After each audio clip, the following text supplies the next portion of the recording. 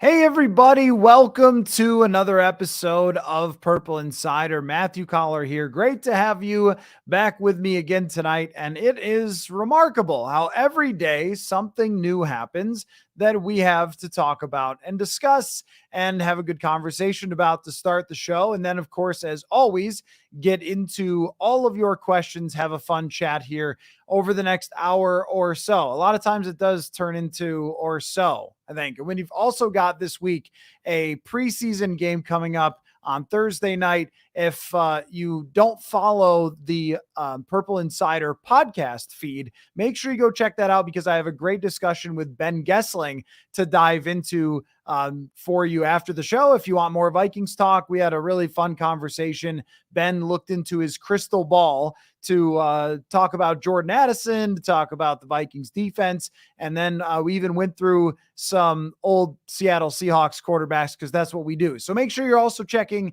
on wherever you get your podcasts, Apple, Spotify, so forth, because some of the stuff from out at TCO Performance Center is just there and not here on the YouTube channel. So anyway, lots to talk about. We've got Ivan Pace Jr. taking more first team reps, which I want to get into, not just a smattering, but pretty much all of the important reps today at practice at the starting linebacker position. So I want to discuss that.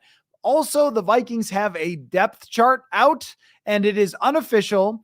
And Kevin O'Connell said, don't you dare look into that depth chart. It's not official. It's not the real depth chart. Nothing's resolved. But you know what? You can't stop me, Kevin. I'm going to look at that depth chart and see what it says. And, I've never done this, but I am curious to go back and look, and maybe I will at some point, to go back and look how much the first of unofficial depth chart going into the preseason game was predictive of the final depth chart and the cut downs, because I would guess that, probably turns out to be pretty right. That would be my guess. Not 100% accurate, but I would guess maybe 90% or more. But there's some interesting discussions to have. And yes, I agree. You're not my dad, Kevin. You can't tell me what to do. I will talk about a depth chart. Not only that, I will actually screen share a depth chart. I've already got it ready right here, so we can get into that in just a minute. But a couple more practice notes, including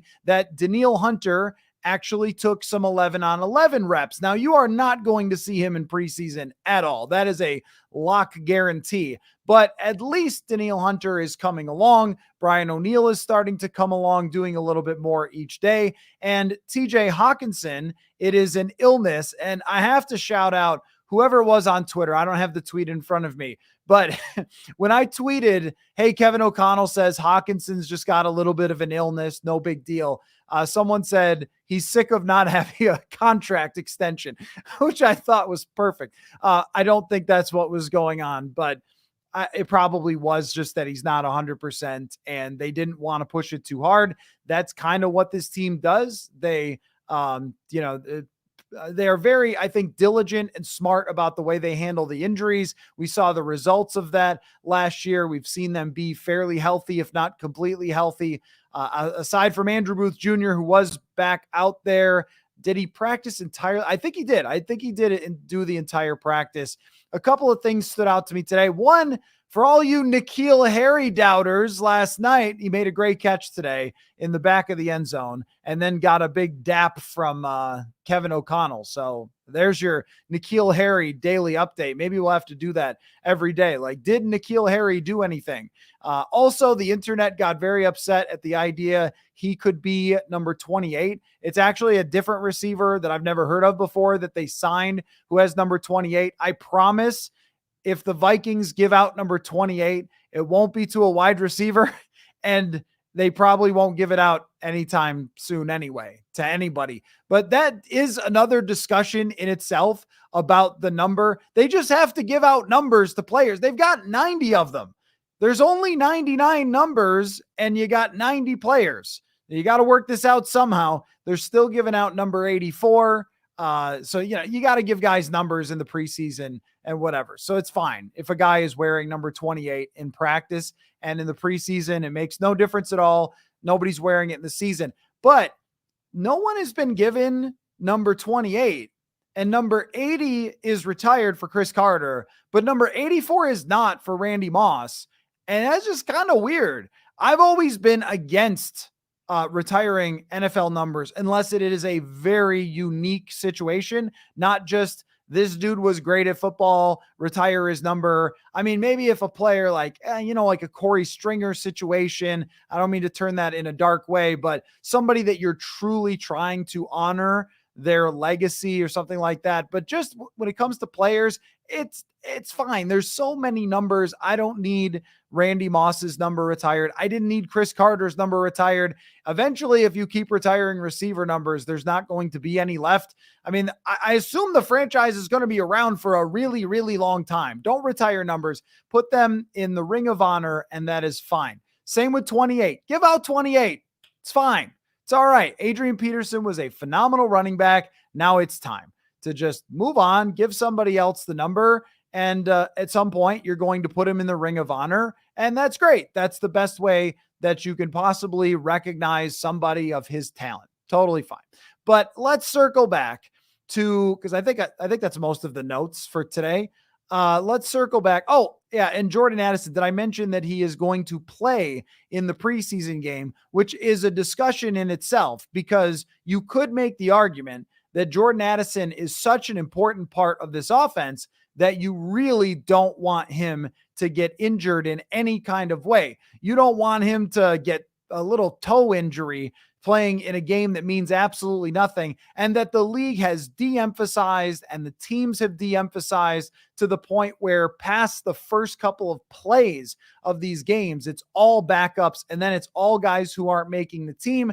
Do you want Addison to be playing in a scenario where it does not matter at all, and then he's going to have to go through multiple layers of joint practices that tend to be very physical? Now, I do think that it's okay to play Jordan Addison, but there's a discussion to be had. Like, Kevin O'Connell smartly handled those guys last year, did not play the key players. And I think that it was smart for them to do that last year, to not play anybody that was going to be important. They came out in week 1 and absolutely rocked the Green Bay Packers. Preseason means very little, if not nothing. I don't think that one series or two series in a game when the other team isn't playing their real defense is very helpful. I think that the joint practices are actually way more helpful than any of these preseason games. Not that I won't be enjoying it like you will. And this year, and we're going to go over this probably tomorrow or Wednesday night. Tomorrow's another night practice, by the way. So for the show tomorrow, same deal as last week. Going to run home, do it right after. It'll probably be like 9:30 or something. So just if you're a nightly listener to the show, usually it's on at 8, but at 8 o'clock, they'll be practicing. So I'll be, here as soon as I can be, but I'd look for like 9:30. Anyhow, so I think that with Jordan Addison, it is okay for him to play in preseason games because they do want him to be a key part of this offense. And because they need him ramped up as much as he possibly can be to go in week 1. You saw a couple of years ago how much it cost the Vikings offense when Justin Jefferson, to no fault of his own, had no preseason, had COVID. I saw that bouncing around on the internet today, like, hey, remember halfway through camp, BC Johnson was leading Justin Jefferson. It's proof that camp means nothing. I don't understand where these people come from. Of course, maybe they just don't cover teams, but where they come from with like camp means nothing or whatever. Like what? Like all the way through training camp, we are watching developments such as one we're going to get into soon about Ivan Pace Jr. We are seeing players' stocks rise and fall, teams making huge decisions for the season. I don't know. Like, I guess this is a thing of people that sort of follow aggregation and the big news item of the day and not like an individual team super closely, because I think you guys know that very well, that we're always seeing these things come around and develop. And what happened with BC Johnson and Justin Jefferson was it was a shortened camp. Jefferson had gotten behind because he had COVID from the very beginning and there was no preseason. And so he wasn't ready to take on the full load in week 1. Now, maybe you could say, okay, you should have just figured out a way. And that could be true. But the sort of narrative that like training camp wasn't predictive. Well, that year it wasn't because there was barely any training camp to begin with. This, we have a much bigger sample size. So I do kind of go back and forth on the Addison thing. He's got a ton of practices. He's going to have the joint practices, but I also don't have any issue with a couple of series for him to get out there, play against other players, and you just sort of hold your breath with that one as far as his health goes. But I don't think he should play anything more than maybe a couple of series in the first few games just to get his feet wet. I feel like though I'm not making a very good case for it, and it probably, I mean, maybe I'm changing my mind. I guess until you've proven something in the league, it's fair to say, hey, this guy should go out there and play, get as much game action, get him on a football field in front of an NFL stadium with other NFL players, just to have a little bit of action to ramp himself up to playing in these games and get used to it. So he's not stepping on the field for the very first time with no experience whatsoever. I get it. I just don't want to see a lot of it. And if he so much as tears a fingernail, no more preseason for him. And they also, I think, have to be, a little cautious when you do these joint practices because you don't want any injuries between those guys either. And what we've seen from Jordan Addison is trending very much in the right way. And Ben Gessling and I were talking today of just how do we describe what we've seen from Jordan Addison so far? It's that he's just got it. And is he far enough along to make an argument that he doesn't have to play in these preseason games? Apparently not quite, but it is exactly what you would have been looking for from day one, from where he is at the start of camp to now. Somebody who looks like they are ready to play in the NFL. He made another catch at the back of the end zone today that was very smooth, and he's doing that pretty much every single day. So I'm not going to criticize Kevin O'Connell for playing Jordan Addison and getting his feet wet, but don't do it too much for someone who's going to mean so much to you and who has been banged up a little throughout the offseason. Don't play him too much in these preseason games and take any sort of risk. First two, don't play him in the third. Like they should have a distinct plan to get just enough experience to where he feels comfortable and nothing more. But a lot of other players, I think, and this is a discussion to have when we go through all of our kind of what are we looking for, a lot of other players are in legit battles. That brings us to Ivan Pace Jr. When the Vikings signed Ivan Pace Jr. as an undrafted free agent, the draft universe was shocked that he was an undrafted free agent and widely celebrated the Vikings for picking him up. Now, we've seen this happen before with undrafted free agents. And as you guys know, I'm always the last one to say, you know what? There's something going on here with this UDFA because they're undrafted free agents for a reason. And when I stand next to Ivan Pace, one of the themes of this show that comes up all the time is how huge some of these players are. Once again, Josh Oliver made a good catch today. I was like, how does a man that big catch the football that way? A lot of good stuff from Josh Oliver in this camp. And, Jawan Williams is huge. Danielle Hunter, you got all these guys. And then you see Ivan Pace and you go, linebacker? We sure? Is that a running back? Is that a safety? Lewis Cine looks bigger than Ivan Pace. And yet, all he's done every day is get more opportunity with this team. And today, in all of the key situations, he was playing over Brian Asamoah. Brian Asamoah was almost, I wouldn't say quite exclusively, but mostly the second team linebacker with Ivan Pace as the first team linebacker. So then you're kind of conflicted as well because you're like, wait, so Ivan Pace Jr., this is good for him. I mean, this is quite a find to even be playing with the first team. I mean, I've just been thinking like, when have I ever seen this before where it's a guy who's undrafted free agent playing with the first team before the first preseason game in training camp? I don't remember anybody in their first year. Usually it's the second year that they start to develop and so forth. So to see Ivan Pace Jr. doing it means that Brian Flores must be very impressed or very unimpressed with Brian Asamoah. Now, I don't want to take away from Pace because he's looked like what like Sonic the Hedgehog out there. Like he's extremely fast. He is all over the place. You see him all over the field.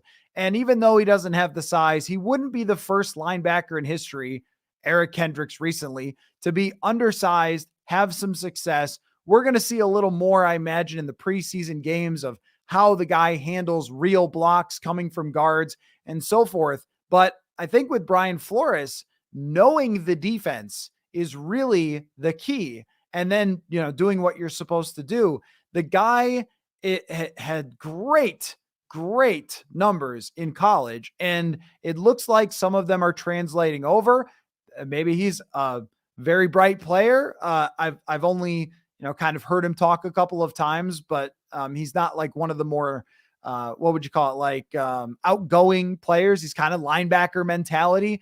But if you're thriving in Brian Flores' system, I imagine that you're picking it up quickly, and he's got a lot of talent for football, just pure football, aside from the whole height, weight, size, relative athletic score, and all that. There is something to this game to be able to just be a ball player, right? But from also Brian Asamoah's standpoint, this was his time. This was his year that they moved on from Eric Kendricks. And Asamoah was supposed to be in line to take over this job, and it could still happen. I'm not declaring it done. This is now a battle that I didn't think was a battle. And even Troy Dye was out there getting some reps today and made a great interception. He looked like a basketball player dunking, like he grabbed it one-handed. So, I guess Dye is still sort of in this mix as a guy who's been around for a while. But Asamoah being dropped to the second team, that makes you wonder, like, do they not feel as strongly about Brian Asamoah as we thought? Is he not as good of a fit as we thought with Brian Flores? Because I don't know if I did this or just in my brain, like the list of players that we would have thought are the winners of having Brian Flores hired. He would, like, number one was Harrison Smith, and he's having a ball out there, it seems. He laid a hit on Josh Oliver today, where I was kind of shocked that like he hit someone that hard in training camp practice, but they're playing physically. He's having a great time. He's blitzing. He's dropping back. He's doing all sorts of stuff. But I would have had Brian Asamoah really close because last year's defense just was not friendly to the linebackers really at all. And so to have, Brian Asamoah dropping down, again, not 100% to the second team, but more today than it was from the night practice the other night, is pretty significant. And you wonder how much of it is that they love pace and how much of it is frustration for Brian Asamoah. Could it be some sort of a message? Could it be that they don't feel that he fits all that good? Or are they just two guys that they like and they're both competing? And that could be another part of it too. Daniel asks, have they played Pace and Asamoah together? I have not seen them together. It's usually been one or the other playing because Jordan Hicks is the guy. He's the starter, although Troy Dye was mixing in today. But Jordan Hicks is the clear starter, veteran leader. Like he's that guy on the defense. So, I think that this is a legit battle between those two. And maybe when you look back in hindsight and you see, we really just declared Brian Asamoah locked in, dead set, good to go. He's the starting linebacker, very exciting and interesting. And maybe we were a little bit premature in doing that. He's a third-round pick. He is also undersized. Last year, at times, I thought in the preseason, he was very boomer bust. And maybe this is a situation where you don't want somebody who is attacking the quarterback or attacking the ball all the time, but maybe has to be a little more patient than Asamoah, who can just be like, go, go, go. I don't know that. I'm just thinking about like what could be the reason for this to happen, or it could just be that Ivan Pace Jr. has been that good. So it's funny to think about. There just couldn't be more stark of a difference between the 2022 draft and the 2023 draft. Mekhi Blackmon is starting at corner. Jordan Addison looks like a budding star. Here's an undrafted free agent. I count those guys as part of the class, I guess. An undrafted free agent stepping up. Andre Carter, I think, was taking some second team reps today, so they must be excited about him. or at least wanted to put him out there and see what they've got. But he's an interesting prospect that they got as well. So they got all these guys. Jaquelin Roy has been getting second team reps, and he looks like there's some talent there. And then that poor 2022 class, Lewis Cine, unfortunately today. And look, I don't have a chance to go back. This is the disclaimer and look at the tape. The team does not tweet this out. Okay. But from my perspective, Lewis Cine today had a play that went down where I went, I don't know. I just don't know if it's going to happen. I just don't know. It was a backup quarterback rep. So Nick Mullins is in. He drops back to throw. He's kind of looking right at Nick Muse. That is their fourth tight end, by the way. Staring down his receiver, lets it go, and Lewis Cine just takes a completely wrong angle. Ball goes right over him to Nick Muse. It would have been a huge touchdown. And I just went, that's what is keeping you on the second team, and I don't know if it's changing. There's those kind of moments on a daily basis where you see a little bit of flash from Lewis Cine, but there's really no progress there. So it's such a stark contrast between the two draft classes is really standing out. But I think that my headline for the YouTube video, that the Ivan Pace buzz is real, I'm going to stay with that. I think that the Ivan Pace buzz is very much real. Digits says neither Asamoah or Pace can shed blocks well. Limited use for both. Not sure early down deployment. Oh, I don't think they look at it that way. I don't. And we'll see how they can shed block. Or well, I mean, neither of them have played really NFL football, so it's going to matter. I think for those guys, what happens in the preseason. I can't really say from training camp about the shedding blocks. Like they're putting hands on a guy, but it's not like they are putting hands on a guy, right? Like that, it's not like a real game how it's going to look. And they're both small guys for sure. Both guys I thought were not linebackers when I first saw them. That was my first impression, is how small each of them are. But I also think that this is part of just how the Vikings are viewing defense in the year 2023, where they're going to have a defensive line that has Harrison Phillips, Tonga, Dean Lowry. These are like defensive tackles up there, Jonathan Bullard. And I think the idea is that they're going to try to stuff the run with those guys up front. And then, Danielle Hunter is going to have the edge. Marcus Davenport is a huge guy for an edge rusher. He's very big. He's probably 260. I mean, he's a really, really large man.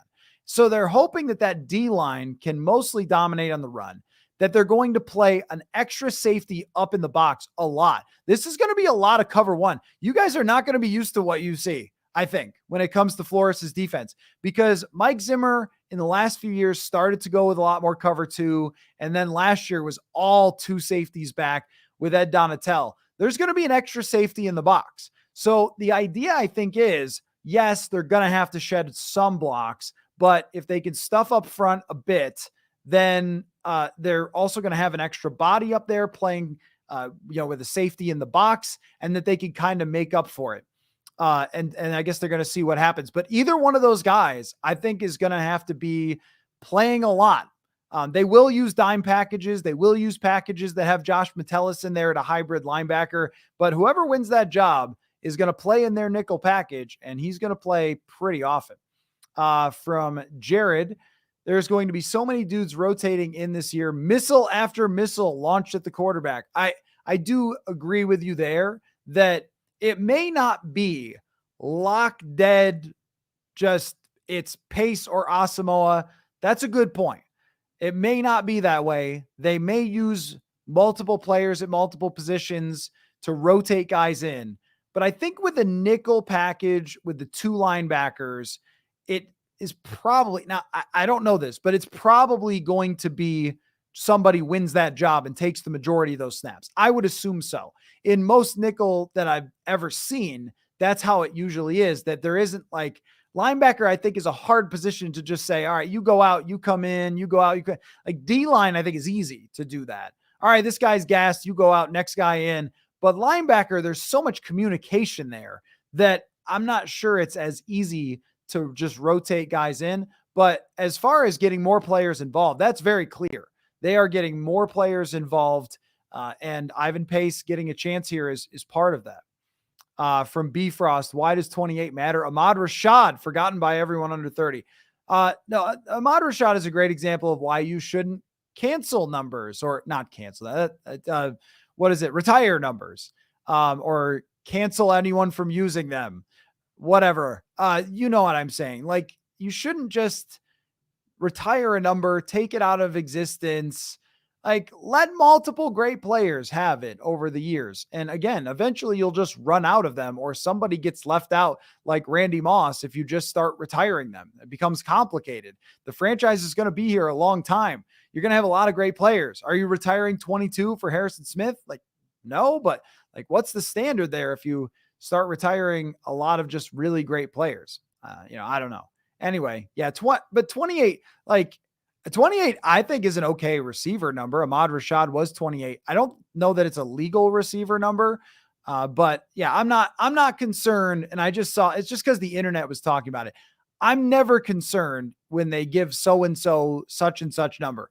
They gave Bucky Hodges number 84. They gave Michael Jenkins number 84. They gave Irv Smith number 84. It's okay. We all remembered Randy Moss. Did you forget Randy Moss after they gave someone else 84? No, I think it was fine. From Jordan, is the reason for the draft difference more Kwesi and new scouts this year instead of rollover from Spielman scouts or Flores influencing in scouting? Well, the first thing I would say is I specifically asked Kwesi adofo-mensah how he felt about his second draft.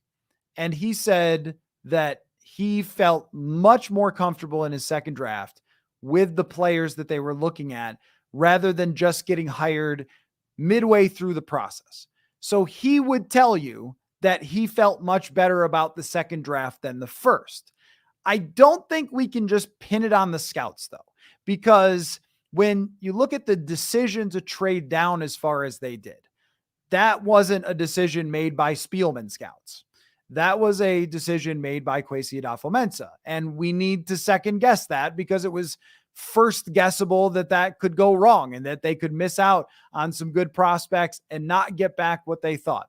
It was probably not the scouts when it came to drafting Andrew Booth Jr. that was an injured guy and was injured his whole career. Now, maybe when it came to the guard, but also taking a guard where you're reaching to try and find a starter, that was very Spielman-y. Again, the guy calling in the pick, I don't think we could say suddenly he just went, oh, I've got my scouts. I'm way better at this than I was before. I think that this is what, first of all, I think you learn lessons drafting over the years. So maybe Kwesi adofo-mensah leaned in a little bit more to what he thought as opposed to what the room was looking for. That's possible. That I would give you. But you live and learn. Should I just draft to try to get a starter right away in the late second round and at guard? Probably not in the future. Probably not. But that's what they did. When you look at the positions that they took, not a lot of premium positions, injured guy, maybe there's a reason that the league doesn't love to draft players with serious injury histories. So something to keep in mind for the future. But really the positional value was the big difference between the first and the second year. And when your guy was on the board, you just drafted him.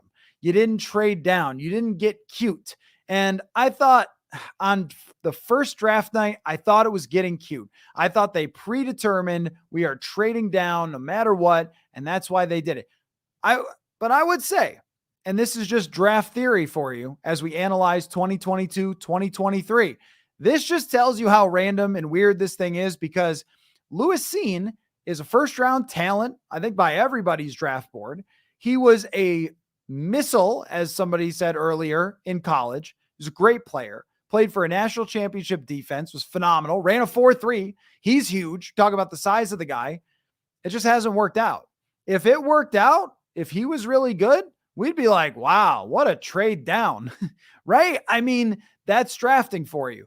And this year, if Jordan Addison didn't look good at all, we might be like, maybe should have traded out of that pick. It's just that some drafts are great, some drafts aren't, and you always second guess when it doesn't work out. That doesn't mean I think that you can't criticize what happened because the logic did not stand up for the 2022 draft. And I think they hurt their own odds with the way that they handled it. So it's not surprising that it hasn't really worked out that great. It's just that, the example of 2015 to 2016 with the Vikings is the one I always go back to. Best draft of the decade, horrendous draft, back to back, same people doing it. I don't know. But this year, this group has been really, really good and at key positions for them, wide receiver, cornerback, etc. So Pace has strong leverage. He's 231 pounds, bench 22 reps. Well, he is built. I mean, I use Sonic the Hedgehog, and I hope that people know the reference if you played video games in like 1993.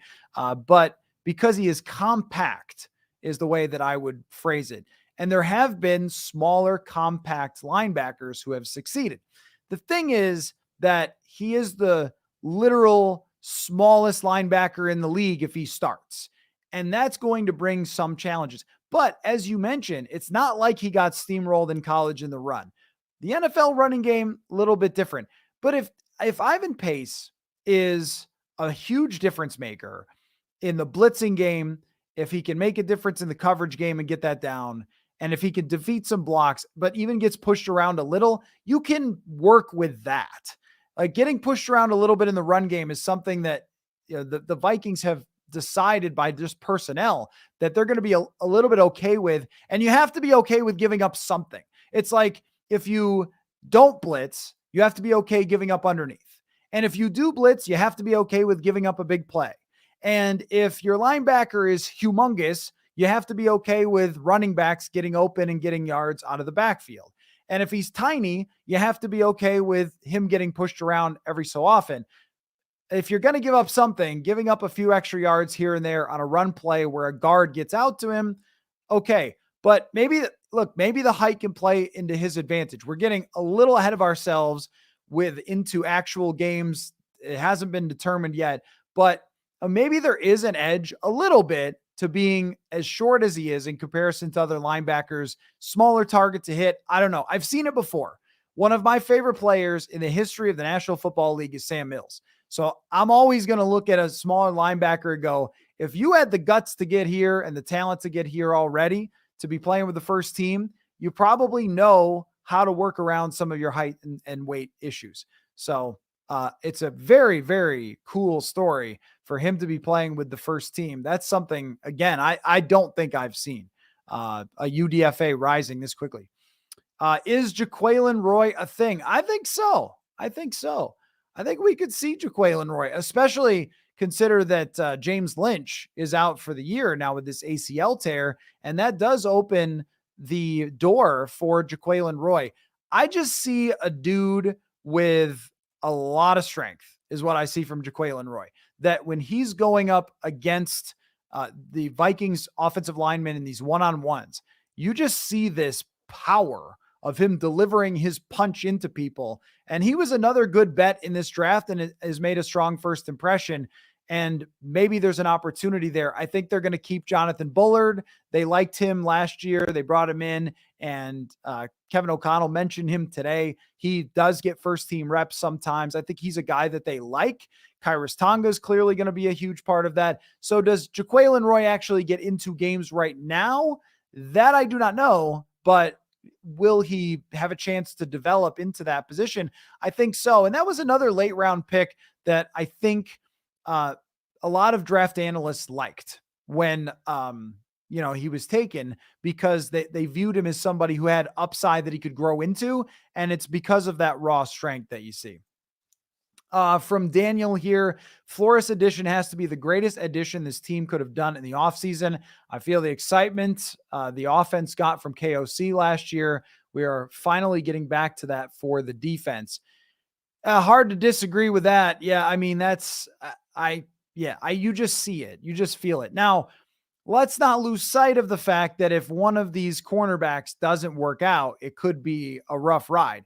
They are very high on a Caleb Evans. I'm going to write about that at some point, that they have always liked from day one, a Caleb Evans, and what they've seen from him physically and how he's coming along and developed. And I just think that they believe that he could be a strong starter in the league. Mekhi Blackman, we'll see. Jawan Williams had a comeback, today. he was bumped down to the second team, but 2 interceptions today. So Juwan Williams making his presence felt a little bit.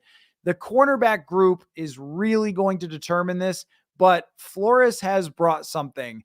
And you see the frustration on Kirk Cousins' face throughout practice. And I don't know if that's always a great thing to have your quarterback feeling frustrated and kind of bringing up that, like, maybe everybody doesn't run this defense, Brian, but there is a toughness to him, and there's a toughness to this defense and energy to this defense that seems to be sort of galvanizing around their defensive coordinator. And you just get it. Like, why was this man a good coach in Miami? Like, why was he, and even just why was he willing to fight when things went down in Miami in such a weird way? And I think it's just that toughness that he naturally brings with him when he talks to you. You're like, okay, I get it. Like, I just, this guy has a natural presence to him.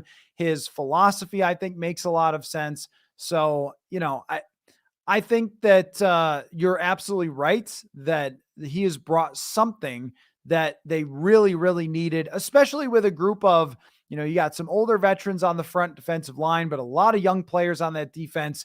Like, just get them flying around if you can. And it's been very interesting to see, because Zimmer was this aggressive sometimes, but a lot of times with Zimmer's defense in training camp, it was sort of going through the motions because they all knew the defense so well. And in 2020, again, that weird training camp with COVID, we couldn't even tell. Like, what is this defense? I have no idea. We had like 8 practices, right? You couldn't get a good sense for that. But when Zimmer's defenses were at their best, a lot of times it was like those guys knew that they were showing up to get some practice in to sharpen up, but it wasn't quite the same level of competing because they already knew they were a top defense and they already knew the defense inside and out.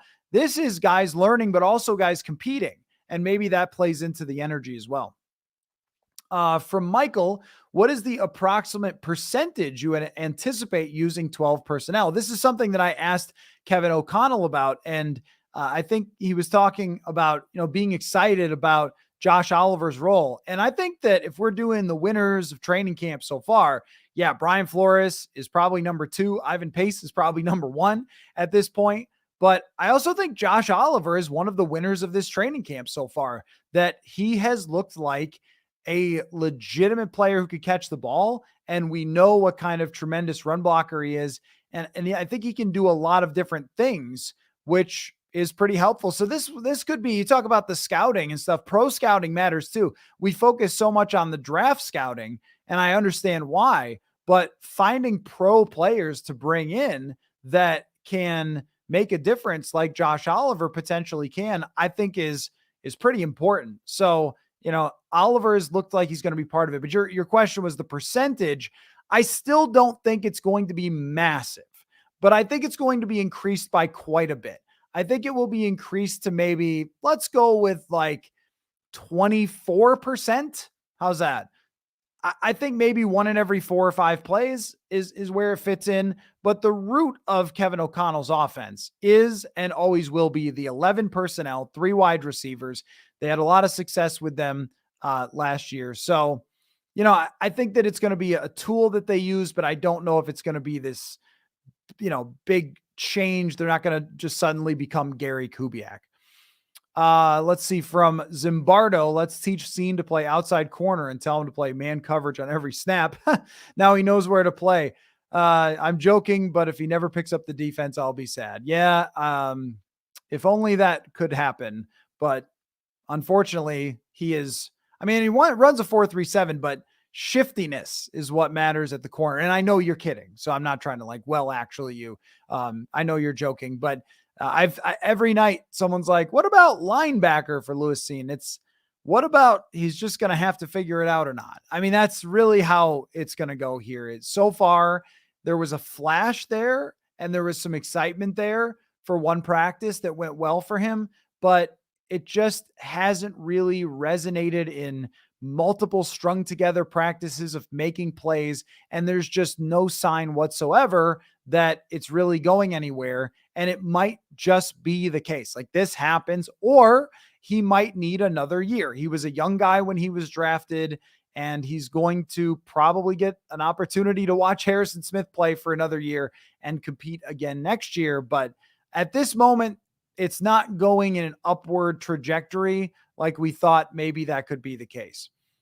From John, do we have any updates on the O-line, the guards? I mean, Brian Flores' defense is creating a lot of pressure. One thing today for me, they were doing offense, defensive line one-on-ones, but it was on the completely other side of the field. So I didn't get a good look at it. And also, I don't want to pretend that I could be like, well, Ed Ingram lost 3 out of 4 reps. Like, come on. I mean, that's anybody who claims they could do that is being ridiculous. But a lot of times you can tell kind of who's getting beat through, the 11 on 11s based on how much pressure is happening on the quarterback.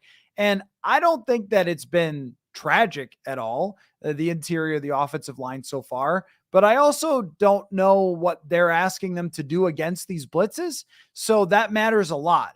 The offensive line coach and the quarterback, they have strategy about how they're going to block certain rushes and how much everybody's picking it up. Flores' defense is creating a lot of pressure. So is that on the guard? Is that on the other guard? Is that on the center? That's a really hard thing to say. I think that you shouldn't be changed at all based on any practice. That's why I'm a little hesitant to say, oh, it's way better. Oh, it's way worse.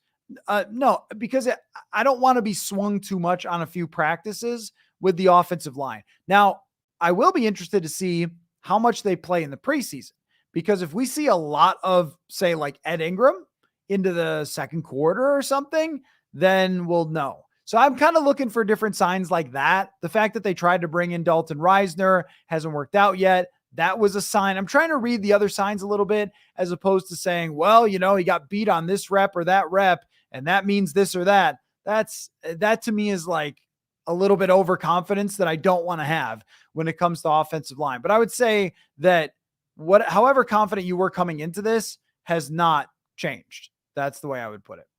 From Daniel, probably going to have to wait for some preseason games, but I keep reading about sacks at practices. Yeah, there has been a lot. But how's the run defense look? Tell me it doesn't have the potential to be 2020 run D vibes.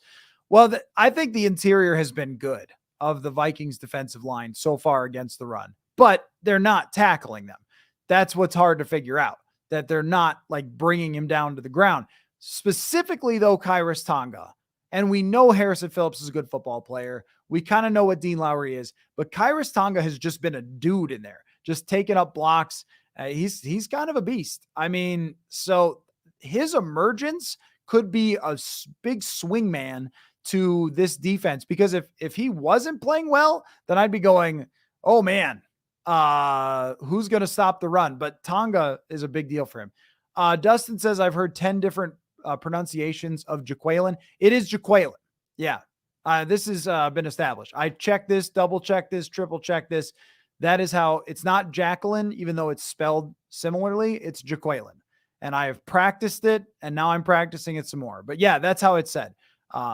So for future reference, when you're telling your friends about the great 5th round pick, there you go.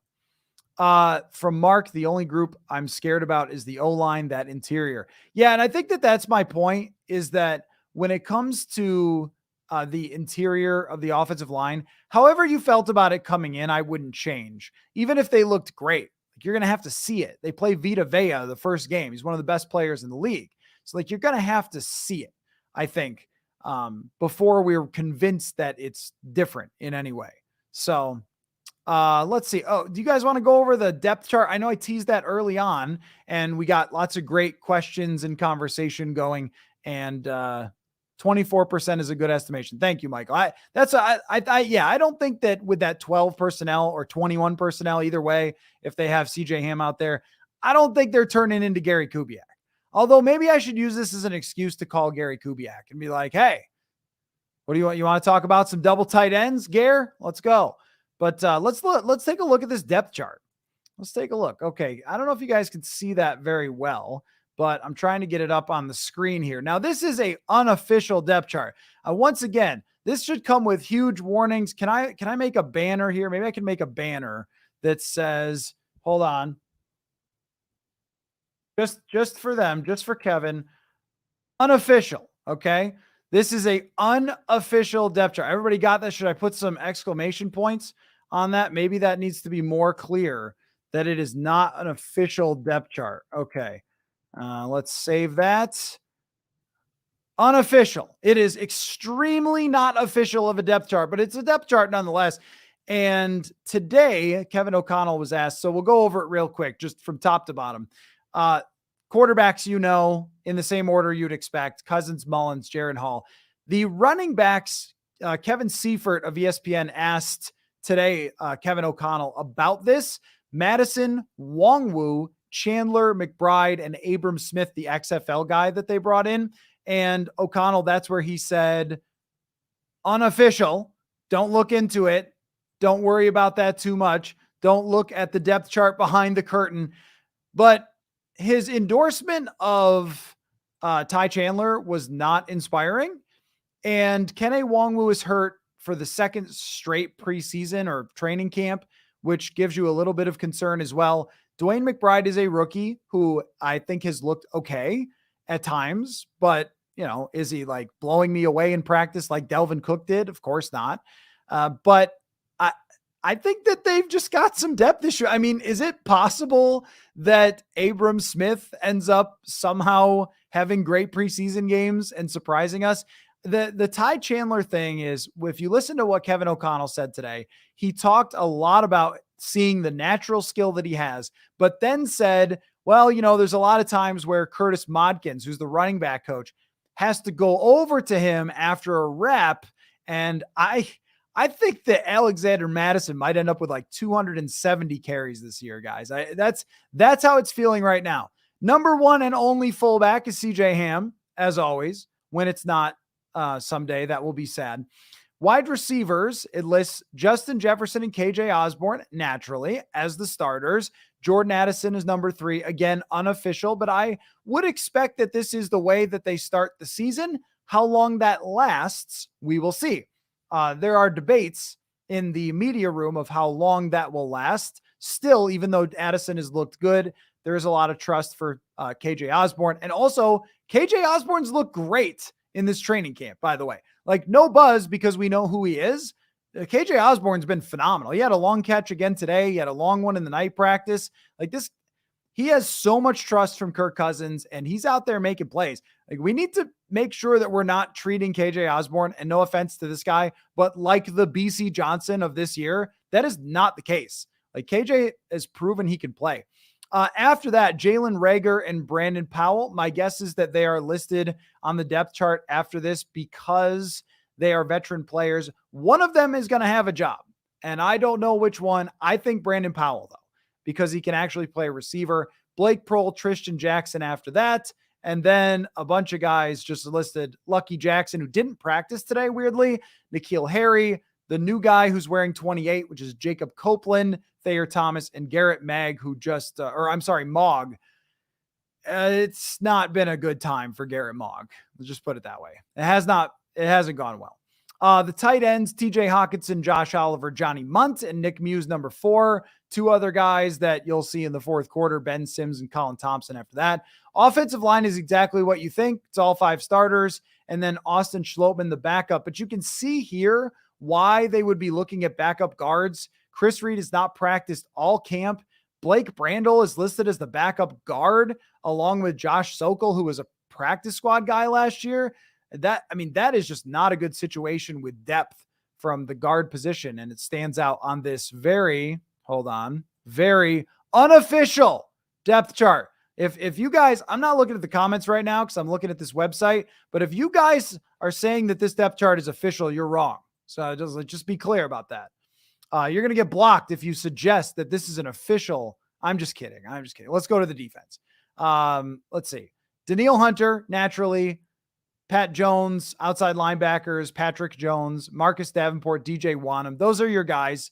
Luigi Villain and Benton Whitley, Curtis Weaver, Andre Carter. Those are guys who are going to be playing, a lot during the preseason, fighting probably for one spot. This lists Lowry and Tonga and Phillips as the starters. And for the second group, Bullard, TJ Smith, who you probably haven't heard a lot about, kind of just a guy, Ross Blacklock. But there is opportunity for Jaquelin Roy and for Asazia Tomowo. I have not seen a ton of Asazia Tomowo this year so far. Preseason is where he's going to have to stand out. And this does list Brian Asamoah as the starter, as a linebacker, but it was clearly paced today. And does Troy Dye have a mix into this? Troy Reeder. I saw a little William Kwemku, and a guy to keep your eye on just in late in those games. If you're looking for anybody to watch, Abraham Beauplan. It's like a great athlete. I mean, he hasn't gotten a lot of movement or anything in camp, but he is a really interesting athlete, maybe a guy that they stick on the practice squad. And the corners are kind of how we've laid it out. Caleb Evans, Byron Murphy, and actually, no, this is not really how it's been going because Juwan Williams is listed ahead of Mekhi Blackman. Blackman clearly ahead. Booth getting back, so he should be able to play.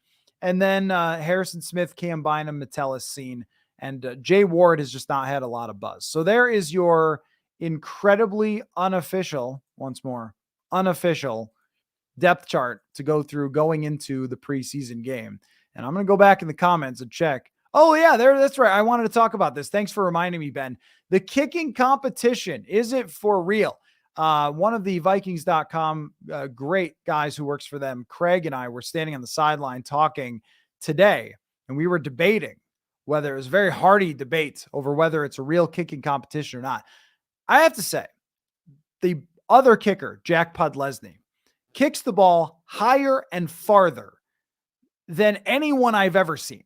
I mean, just in person, not anyone in the history of ever kicking a football, but in person for all the kicking competitions I've seen. And Daniel Carlson was up there in the very brief time he was a Minnesota Viking. And there should be no follow-up questions about what happened next. But when he was in training camp, he had a very high and long kick.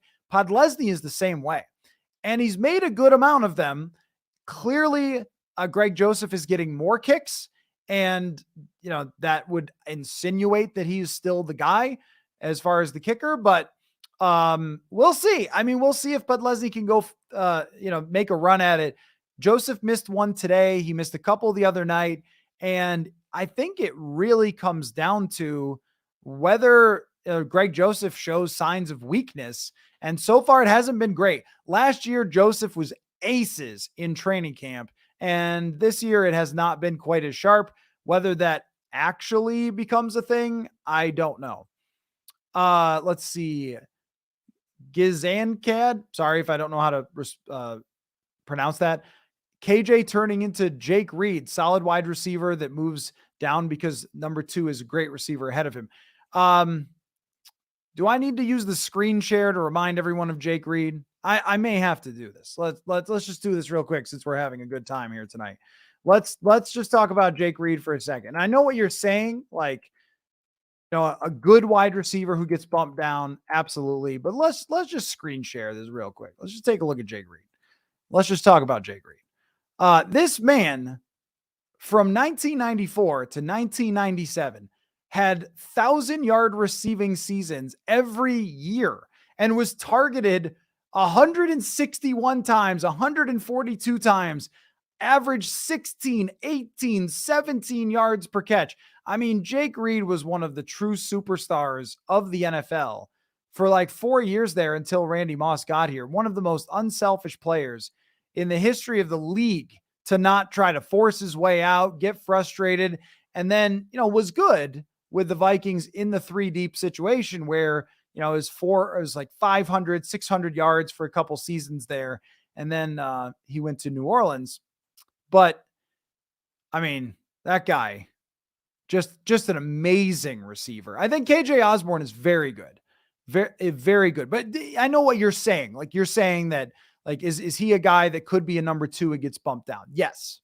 Like, yeah, that is very, very possible. But the way I look at it is, it seems to me that it's really a 2A and 2B type of situation. It did catch my ear that Kevin O'Connell was saying that he was happy with Jordan Addison's blocking, which I thought could keep KJ Osborne ahead of him. But it's much more of a flow chart. Are you Justin Jefferson? If yes, you're getting 160 targets. If no, it really depends. And we might walk out of this year going, who was wide receiver 2 or 3? Because it may be both of them, but it just cannot be downplayed because it isn't getting a ton of conversation. Everyone's more interested in the rookie. KJ's been mauling people too. He's had a very, very good training camp. And I think he's come out and been very competitive. So look, I mean, good problems to have, I guess is what we say in football, right? Heard Brandon Powell is getting a lot of punt and kick return action. I haven't seen them do kick returns, and maybe I've just been looking at other stuff. I've seen him do a lot of punts. Here's the thing I don't want to see, by the way. Jordan Addison is returning some punts today. No, don't bother with that. They got punt returners.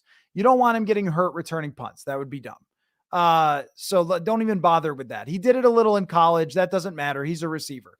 But Brandon Powell has impressed me on a number of occasions. Now, punt returning is hard because you can't really take a real rep. So it's, can he catch the ball and run sort of the right direction? But he actually catches passes in practice and can run routes. That makes me think that he's got an edge on Jalen Reagor, who cannot.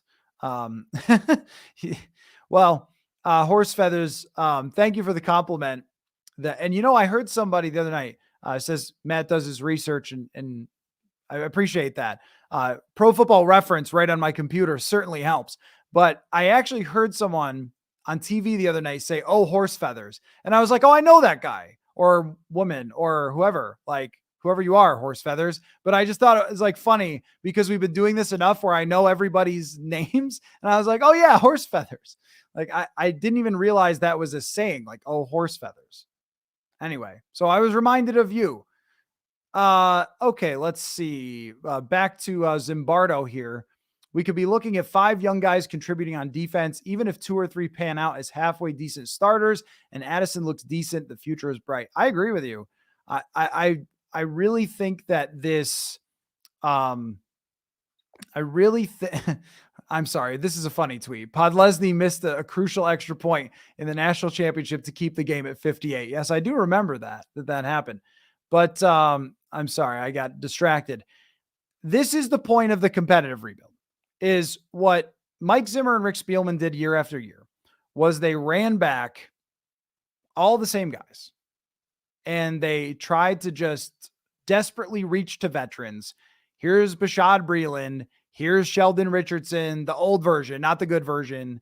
Here's, Michael Pierce to stop the run. Here's a lot of money to Michael Pierce to stop the run. They were just sort of flailing and never would kind of lean into, let's find players for the future, except for kind of 2020 and when they really didn't even have a chance. And when they should have been revamping the whole thing instead of just little parts of it and trading for Yannick Ngakoue. So what they've done here is they've done nothing to hurt themselves for the future outside of some void years, a little bit on like Marcus Davenport, nothing that's going to crush them for the future. Even if that doesn't work out, it's sort of a short-term thing.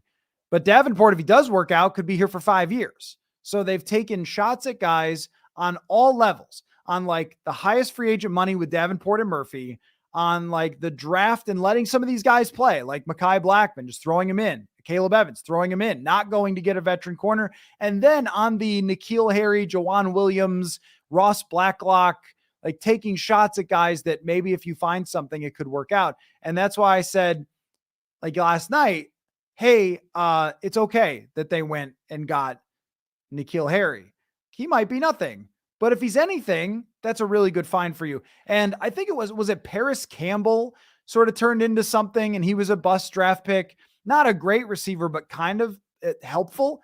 If that's the case, well, that's perfectly great to pick up somebody for no cost. And so I think that they're doing kind of the right things on a few different levels to give people a chance. And if you hit on enough, then you set yourself up for the future, but you can also win today. That's the needle that they're trying to thread. And I think, at least from the theory of it, doing a good job of it so far.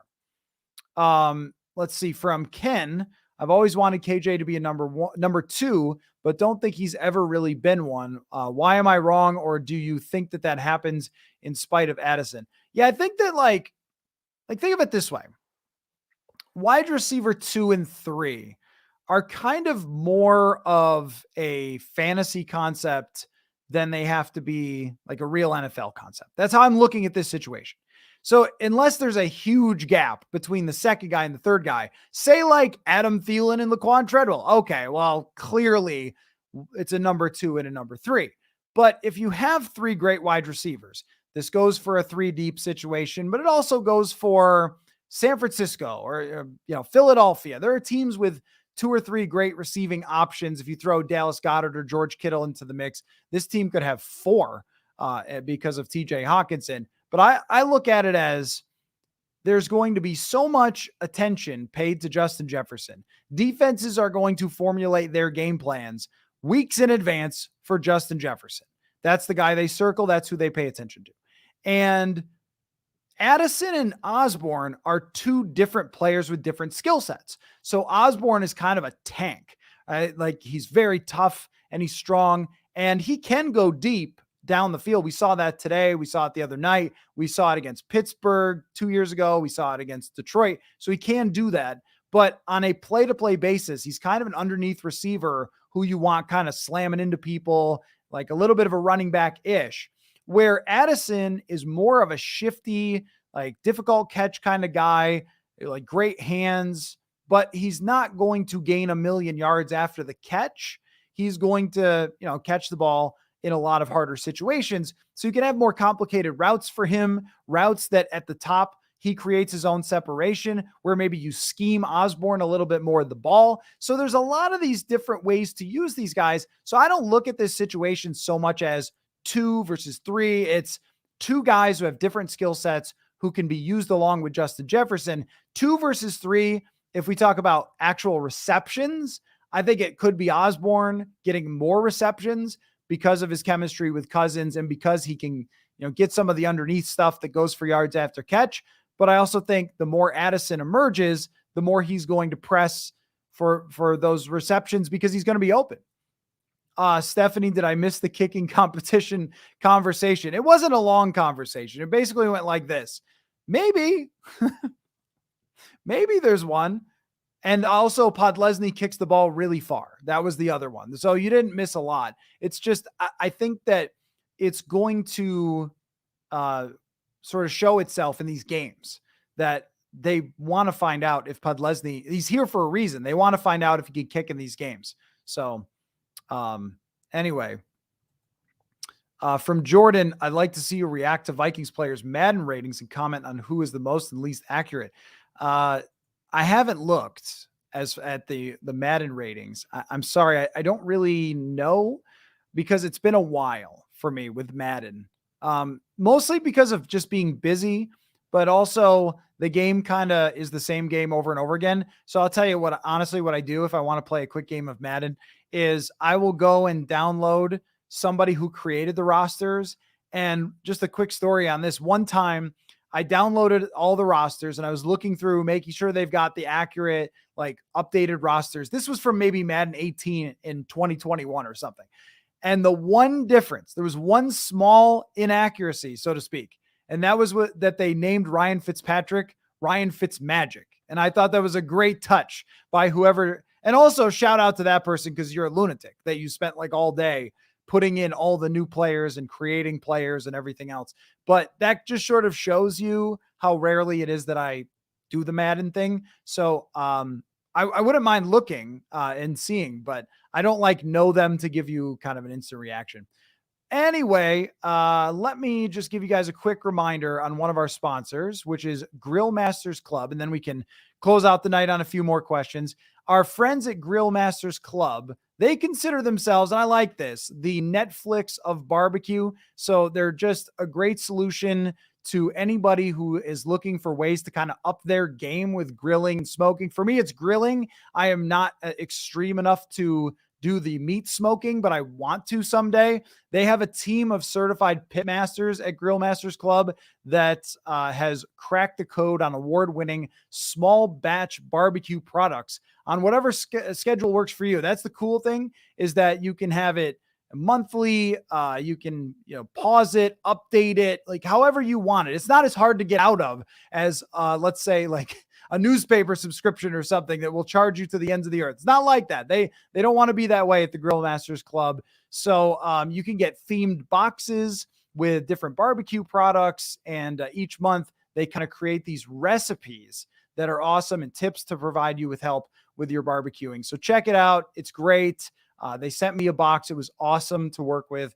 Grillmastersclub.com. They are a awesome sponsor for the show. And if you use the code PURPLE, then you can get 50% off your first box. So would highly suggest that. Give it a try.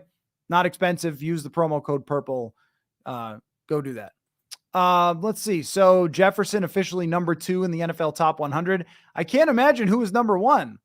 Patrick Mahomes, I would guess.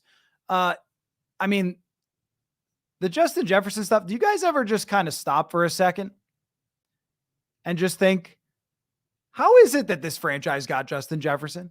Of all the franchises of 32 teams, the team that had Randy Moss and Chris Carter and guys going back, Anthony Carter, Ahmad Rashad was mentioned on the show, but like Randy Moss somehow also got Justin Jefferson. The team that had Diggs and Thielen for years that went to an NFC championship with those guys landed Justin Jefferson. It just will never, when I watch him in practice, and he does things in practice to just blow your mind.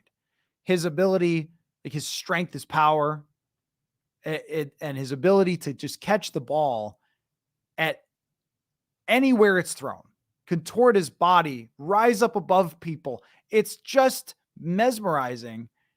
And here he is. He's yours. It's just crazy. That's why when sometimes every once in a while someone asks, like, should we trade Jefferson? The answer is no. No, you should not. So anyway, it's something to think about. The number 2 player in the league, the top 100 is mostly, the top 100 is funny to me because it will be like Harrison Smith, 97, some player you never heard of at 43, whose teammates all voted for him. And then the Tom Brady, retired, but still gets 8th. And then Mahomes. It's just a very weird list. Still though, Jordan says we either get Justin Jefferson or Troy Williamson. That is true. And maybe you're right. It's karma for taking Laquan Treadwell. That could be true. So, all right, tomorrow night we have a night practice and I will be excitedly there writing and doing my thing at night practice and working on some cool things for you guys. Got an article coming out tomorrow about Jordan Addison. Going to work on something on a Caleb Evans. So a lot going on. If you want to sign up for the newsletter, go do that. purpleinsider.substack.com. Great place to get all the articles sent right to you that I mention working on all the time. So check that out and become part of our little community there. Get your Friday mailbag questions in, all that sort of stuff. And it'll be fun. So tomorrow night practice. Wednesday night will be a preseason preview. You know you want to be here for that. I'm going to make a list of all the things I'm looking for in the preseason. And on Thursday night, preseason game, it will be late, but I know you'll be staying up to watch it. And afterward, we'll be right here. And then Will Raggets is going to come on Friday, break down the preseason game. A very fun week for everything this week. So thanks again so much, everybody, for watching. Another really, really fun night with y'all. Love seeing a lot of you repeating, and this is going to continue to be a thing, these nightly podcasts. So thanks, everybody. Much appreciated. We'll talk again soon.